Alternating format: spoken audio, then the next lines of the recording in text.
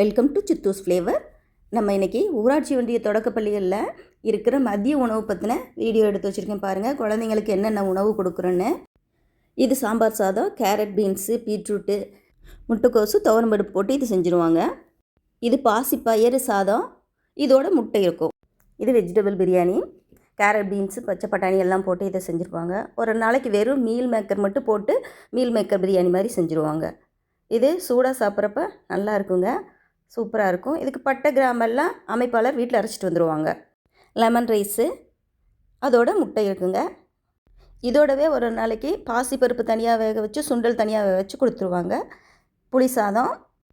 எப்போவுமே நாங்கள் முதல்ல முட்டையை சாப்பிட சொல்லிடுவோங்க. முட்டையில் இருக்கிற புரோட்டீனு, சத்து எல்லாம் அவங்களுக்கு நல்லா முழுசாக கிடச்சிருங்க. காய்ச்சல், சளி எது வந்தாலும் எங்கள் அரசு பள்ளி மாணவர்கள் உடனே சீக்கிரமாக குணமாகிடுவாங்க.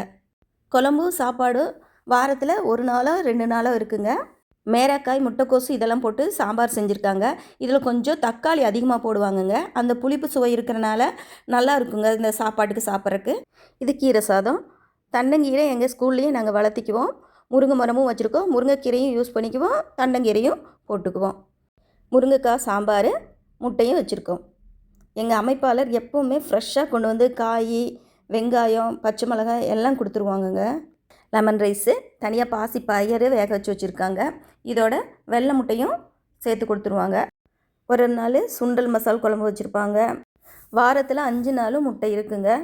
மசால் முட்டை, மிளகு முட்டை, தக்காளி போட்டு பெரட்டின முட்டை, இந்த மாதிரி முட்டை ஏதோ ஒரு முட்டை இருந்துருங்க. குழந்தைங்க சாப்பிட்றதுக்கு முன்னாடி நாங்கள் சாப்பிட்டு பார்த்துட்டு தாங்க குழந்தைங்களுக்கு கொடுப்போம். இது சக்கரை பொங்கலுங்க. காமராஜர் பிறந்தநாள், கலைஞர் பிறந்தநாள், இந்த மாதிரி முக்கியமான நாளப்போ கொஞ்சம் சக்கரை பொங்கல் செய்வோம். ஒரு சின்ன புளிக்கரண்டி அளவு சாப்பாடோடு சேர்த்து இந்த பொங்கலையும் கொடுத்துருவோம்.